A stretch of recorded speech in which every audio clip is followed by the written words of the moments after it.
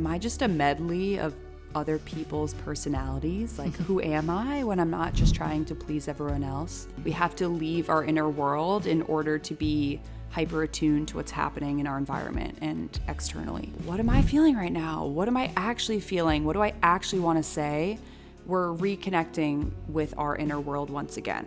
The mind might be taking us to these scenarios that are rooted in the future or the past, and we're ending that processing that we worked through that emotion, but we're ending the processing with now. Well, hello there, and welcome to this episode of the Terri Show. Wow, I have such a treat for you guys today. Have you heard of a New York Times best-selling book called Are You Mad at Me? Well, that was written by a young therapist named Meg Josephson. And Meg was on the show. And I interviewed her. She is a psychotherapist, and she's been featured all over the place. She's wonderful. The book is great, and it's what we talk about most in this interview is about the reaction of fawning, right? We have fight, flight, freeze, and fawning. And when you're worried all the time that people are mad at you, and you have that sense, a lot of times, you're going into this fawn response. And so she gave us tips and she gave us some strategies. It was really, really wonderful. I learned a lot. I think that you will learn a lot. And I really enjoyed having her. So I hope that you do too. I am so excited to welcome Meg Josephson to the Terri Show. Meg, welcome. Thank you for having me. Super pumped that you are here. So many things to discuss, but before we get into your New York Times best-selling book, Are You Mad at Me? Before we do that, although, wow, dude, congratulations. Thank you. Yeah, that's a whole thing. That's amazing. But I want to talk about your own motivation. So like all of us who do what we do, therapists are just like all the other people, where we're motivated to do what we do for our own reasons. Like it's not haphazard that you ended up writing a book about fawning, right? And we're going to get into that. Don't worry, listeners and watchers, we're going to get into it. But I want to know, let's say you were a Marvel movie character. What would your origin story be of like what got you here? Oh, I love that prompt. Well, it's cheesy, and I think a lot of people say this, but this was the book I needed 10 years ago and still continue to need because it's a ongoing process. But to me, Are You Mad at Me as a question, and I think my lens through my clinical work is really putting language to a feeling that I think a lot of us have, but maybe don't have the language for. Am I in trouble? Are you mad at me? Did I do something wrong? Just this rumination, this worry that we are inherently deficient. And for me, that question has been and was really familiar in my life. I grew up in a home that had active addiction, and my dad was quite a volatile person. Things could just change very quickly. And so I think for me, my way of coping was kind of being this perfect, good, hypervigilant kid. And of course, as we know, trauma stays in the body. And so when I left that environment, that pattern was still within me. It was just changing form. So now I was wondering if I was going to get fired anytime my boss said, can we talk? Or is my friend upset with me because they didn't text me back for 3 hours? Like this feeling was still there. So I think for me, that origin story and my motivation has been finding safety in the present, being able to communicate to my body that I'm no longer in that time, I'm here right now. And that's why I love to integrate trauma work with mindfulness. And I love to teach others how to do the same, because we're learning at the same time. So I think that's my story. I love it. It's what I always say when people ask me that question is that we teach what we most need to learn. Yeah. Like I heard that and I was like, oh, that's everything I've ever been inspired to teach and motivated to help others with is something that caused me a considerable amount of pain that I'm hoping to help them lessen their suffering. So let's talk specifically before we get into other topics, because really, Meg, our work is very aligned, as you know. And it is very aligned, yes. Very much so. But I want to talk about, the fawn response itself, and what made you, like, let's just talk about from a clinical point of view, right? Yeah. If you have clients coming in and they're describing the fact that they're fawning in their relationships, like, how do we escape the fawn response? Yeah. Do you want me to start with talking about what it is and Yes. then the escape path? Yes, please. So if someone were coming in and stuck in the fawn response, and I was looking at just their present day behaviors, I would look for definitely silencing our needs, silencing our emotions, feeling like we're not allowed to have needs or we need to push them down to prioritize other people's needs all the time. So of course, sometimes in our close relationships, we will be doing that. And that's not a threat response. But when it's all the time and it's our default way of being, that's when it becomes exhausting and makes us feel resentful in our relationships. Avoiding conflict, avoiding hard conversations because you don't want to upset someone, you don't want them thinking you disagree. And with that, and this obviously speaks to a lot of your work, not being able to set boundaries, not being able to say no, needing to be, seen as agreeable and easy and perfect and good. I would also say that's more the relational effect. Right. And actually one more relational thing is kind of feeling like no one really knows me because I'm just always being the perfect I'm putting air quotes if you're listening, not watching.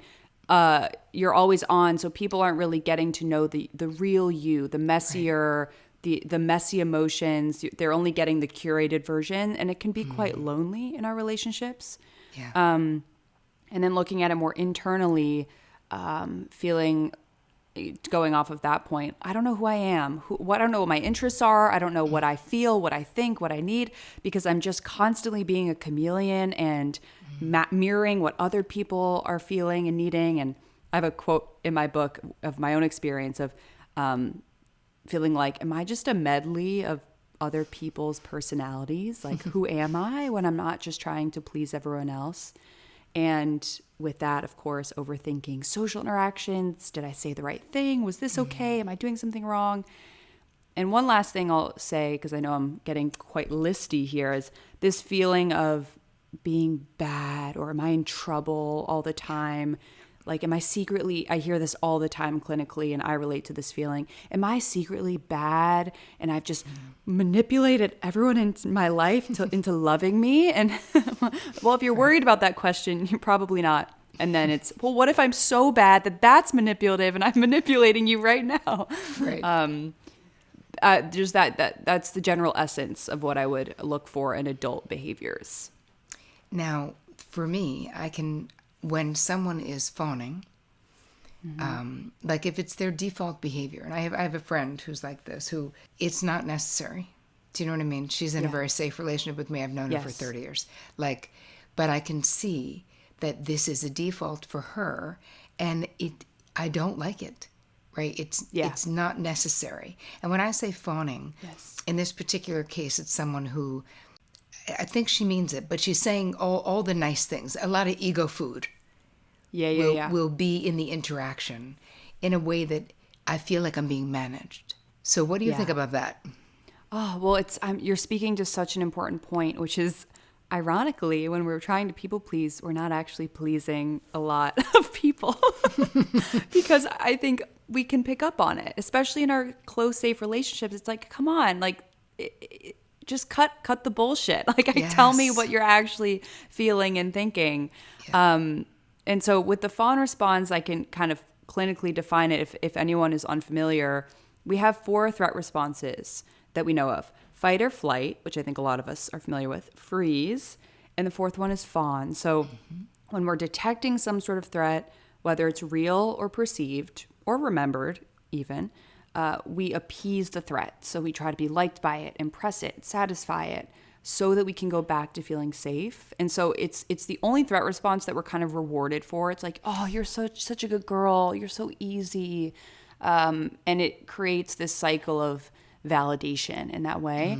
And so to your example, with the fawn response and with any threat response, sometimes we need it. whether it's for a paycheck because we have to survive in society, Right. whether it's for genuine safety in a toxic or abusive dynamic. But when we're doing it all the time in relationships that are safe and close and loving, that's when it becomes a thing. It becomes exhausting, burnout, resentment, anxiety, and can create quite an emotional distance in our relationships. Because if we're never having any conflict, if we're never having real conversations because we're just wanting to be perfect and managing the relationship, it keeps the other person at a distance, which I think is protective, because if we can't be close to someone, maybe we can't be rejected or criticized.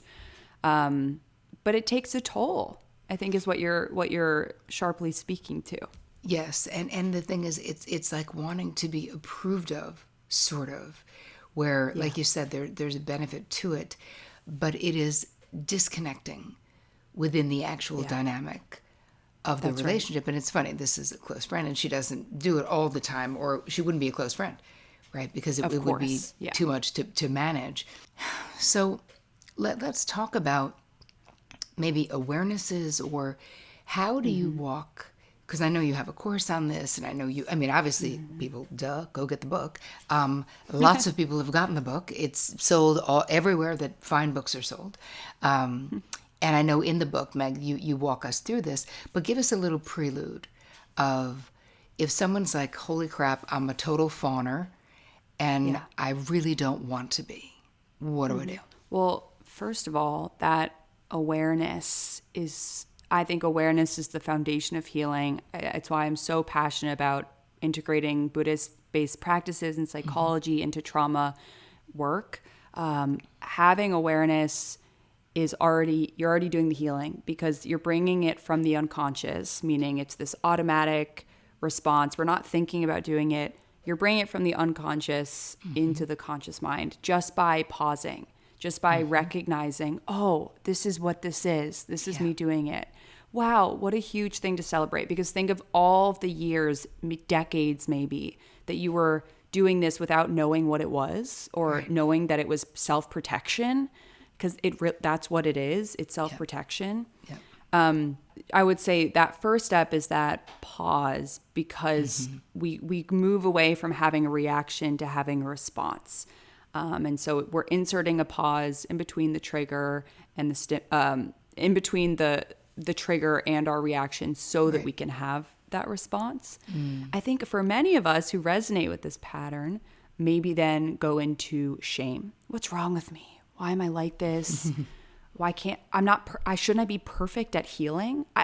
I've been to therapy. I've read all the self-help books. Haven't I mastered this? And so we carry that perfectionism into our healing work. And having some compassion for ourselves I think shifting away from why am I like this to, of course I'm like this. Of course, people pleasing has granted me genuine safety in the past. Of course, my body still reverts to it. Is so, so, so important. That, to me, I integrate a lot of internal family systems work into my clinical work, and it just recognizing it as this part of you that is trying to keep you safe. I think really it's this subtle shift that happens. I think another just tangible tool to integrate here is in that pause saying, do I need to be doing this right now? And the answer might be yes. Yeah, my boss is upset with me. I need to appease them and get paid.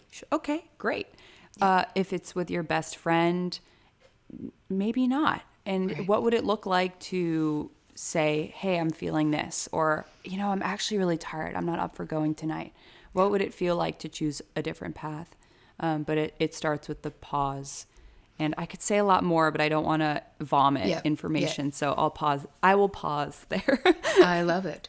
No, but that makes sense. And I feel like that's a good place to start, because what you're really talking about, Meg, is the power of conscious choice, and how so much of what happens when we have childhood trauma and experiences, I always say this about being a kid, right? You're like the most what's it called? It's like an audience where you can't leave.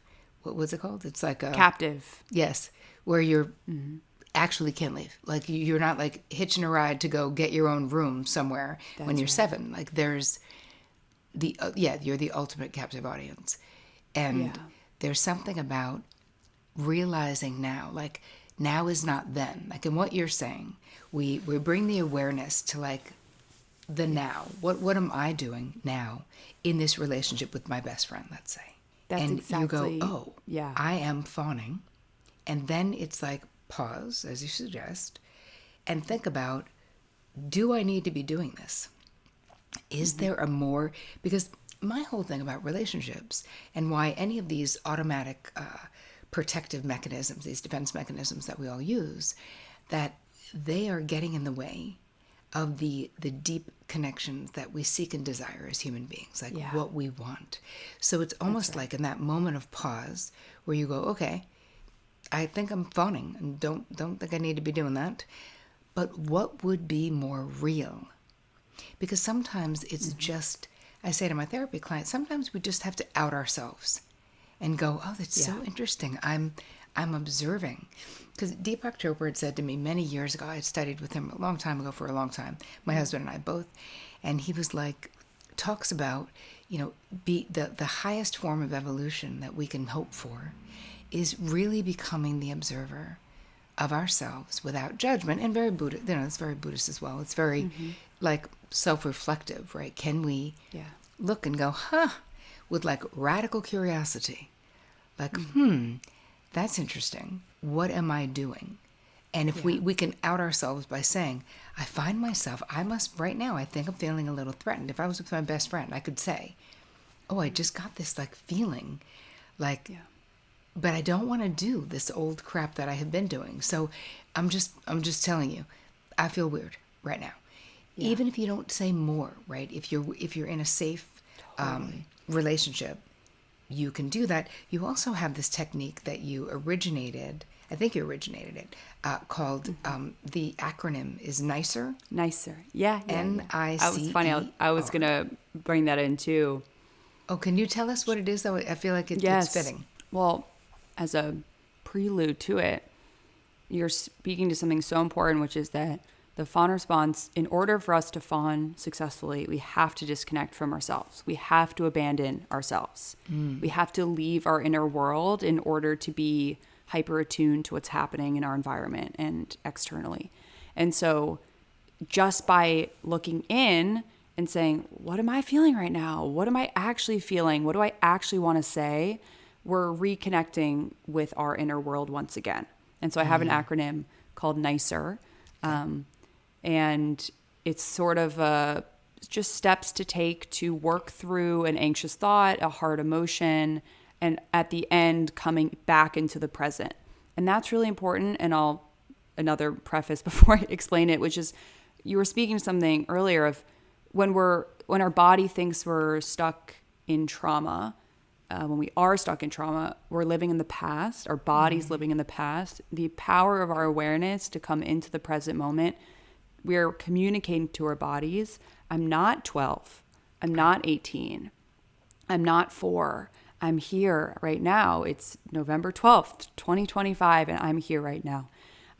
Not as a way to escape our emotions, but as a way to shift our focus. So NICER is first notice what's happening. Maybe let me give a tangible example to bring us through.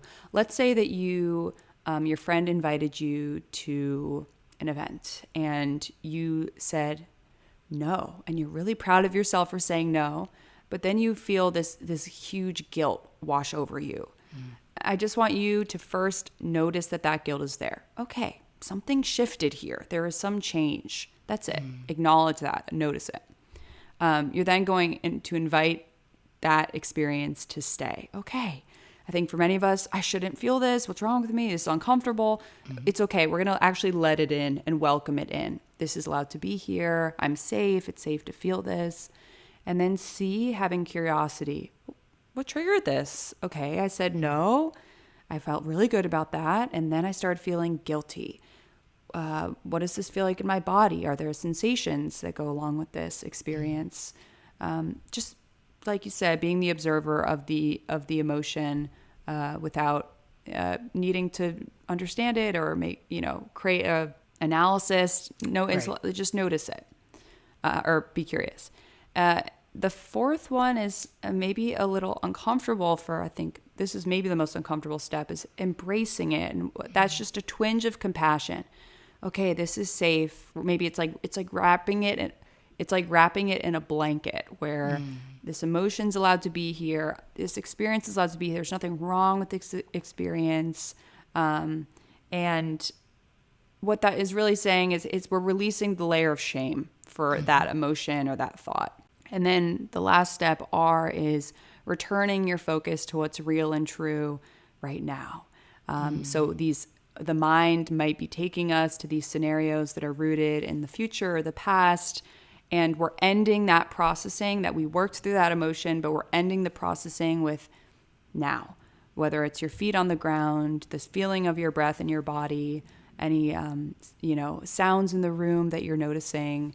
And with that, we're giving space to that emotion, but we're not giving it power. And we're allowing that experience to breathe, but we're also coming back into what's actually happening. That's such a great, I love the whole framework of it, because it's something that is doable, right? It's not so complicated. It's easy to remember. And I feel like if you guys, we'll put it in the show notes, that, just see if this doesn't help you sort of hang with what's really happening, because this is where the shifts happen. It's like we are moving from, what you're describing, Meg, is moving from our automated or habituated responses and moving into real choice and real adult choice. So we're really getting clear, like, now is not then. And again, I am not 12. And so in this moment in time, I can choose to do something different. I can choose to see what there really is. I can choose to pause and do nothing, right? I don't have to manage the crap out of every person in my life. And I think that there's, especially if you have, how much of this question do you think, these responses, how much of it has to do with people having unhealed or undealt with trauma? Oh, I think a lot of it. I think our reactions are, I always say, such a window into our past wounds that are unresolved. And I think even when we've done a lot of work, of course, we can still, healing isn't a checkbox. We can still react from an old place. And the difference is we're now able just to be aware of it and maybe forgive ourselves for it and understand it more and take accountability and repair and all of the things that lead to closeness once again. But, it's certainly, when there's no space between what's happening and how we're reacting, our body's reverting to what it's known. And I think for the fawn response, that means pleasing and avoiding conflict, avoiding discomfort, our own and someone else's. It's just at one point it worked, and now it's actually not that super beneficial. It's keeping people far from us. Yes. It's all of that we described. Yes, it's interesting. I always describe it as these like brilliantly adaptive behaviors that literally nobody even gave us like a memo on how to do them. Like you're like a little kid and you just can figure it out. To save yourself, to be safe, they become maladaptive. Many of them in adulthood. And we don't need them. And they really do get in, the maladaptive piece is basically describing how they get in the way of the lives and the relationships we want to experience, because they're limiting, right? They limit our own capacity for intimacy, because we're playing a role, not even on purpose. But what I love about this book is there really is a path out of these behavioral patterns. And listen, there's many paths, but I think your book in particular is a beautiful path out. I was thinking, and because I've been obsessively thinking about father wounds, because I'm writing this mother book that doesn't come out until 26. But so, of course, when I'm writing a book, I'm looking, when I was writing a book on boundaries, my whole lens was through that. When I'm Yeah. writing a book on codependency, my whole lens was that. So Totally. now I'm writing this book on father wounds, and actually there's a lot of overlap, obviously, with the work that you do and the type of childhood trauma that we're talking about, family dysfunction and addiction. Yeah. And we both, you come from an addictive family, so did I. Presenting differently from what I know of your story. But it still puts a kid in a position to have to figure some shit out that if you weren't from an addictive system, you would not have to figure that shit out, because Totally. the adults would be figuring it out. So I want to talk a little bit about parental relationships and sort of grieving the parental relationships that you won't ever actually get, right? Yes. That won't happen. And it can be any relate. It doesn't even have to be parental, but I feel like for here and for our purposes, and because I'm thinking of father wounds. So Yeah.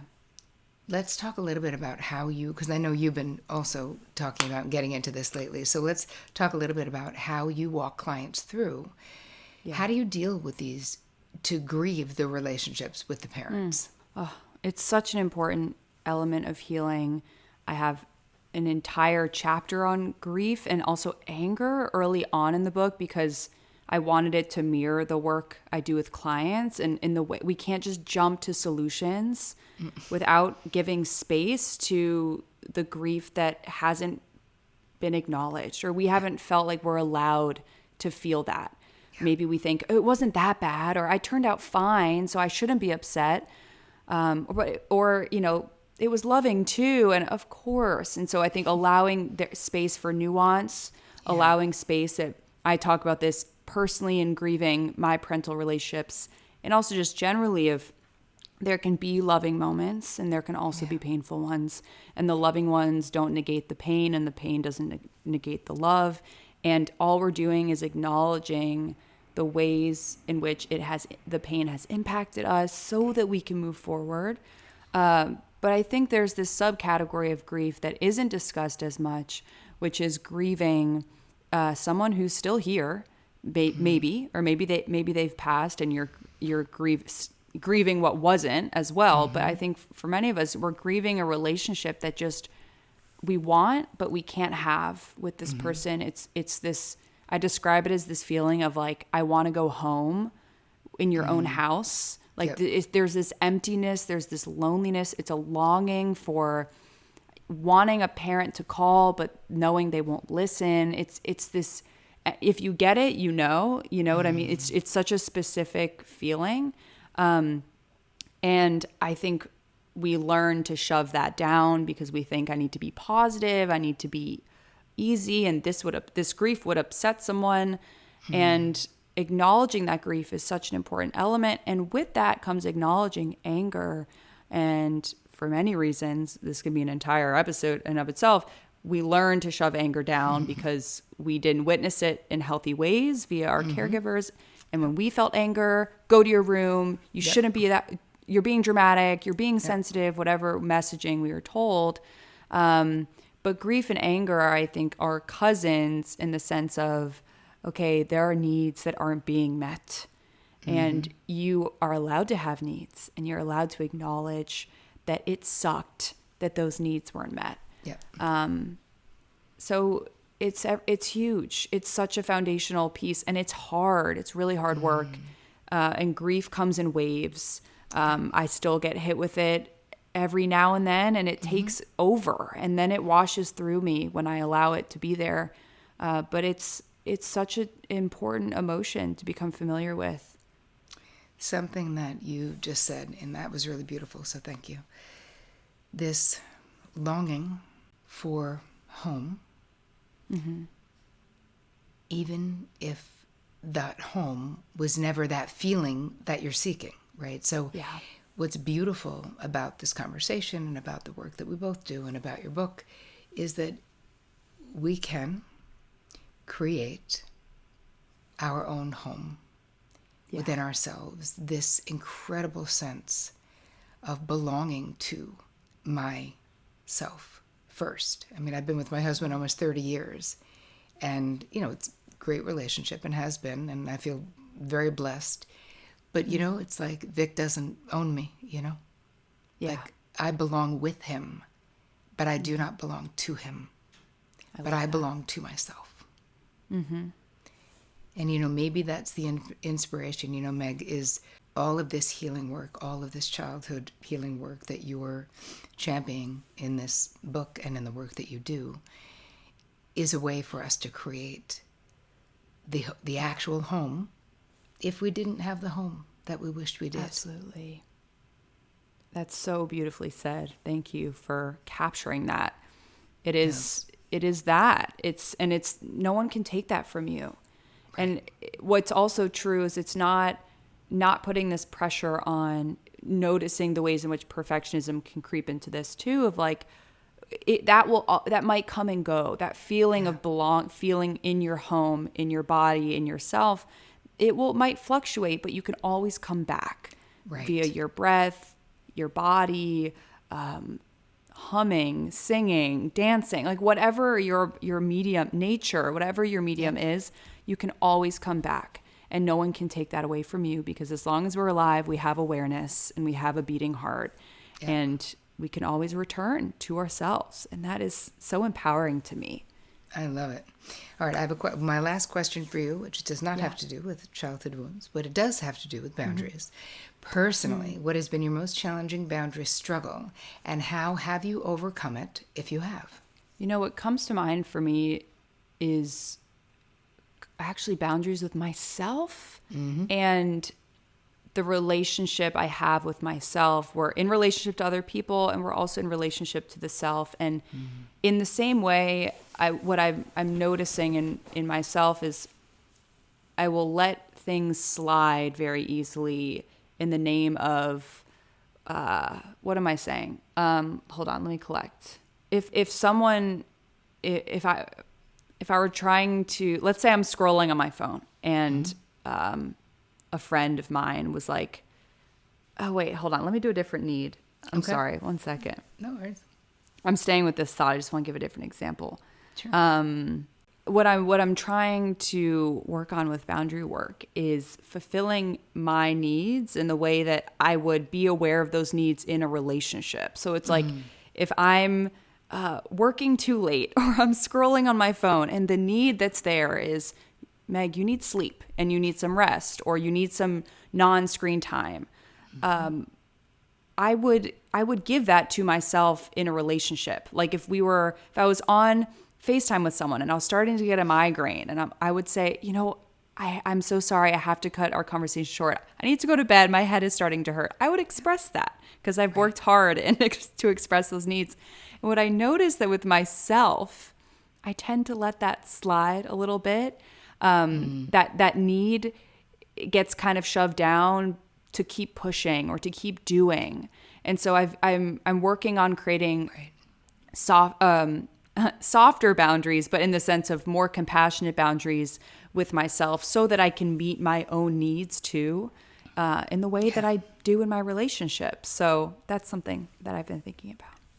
I love it. That's what you're talking about, is internal boundaries, and how so much of the time they're like the last bastion, like the last stand, where there's still this tendency to self-abandon when it's just me and me, right? Like we can get good in the relationships, but that one is so important.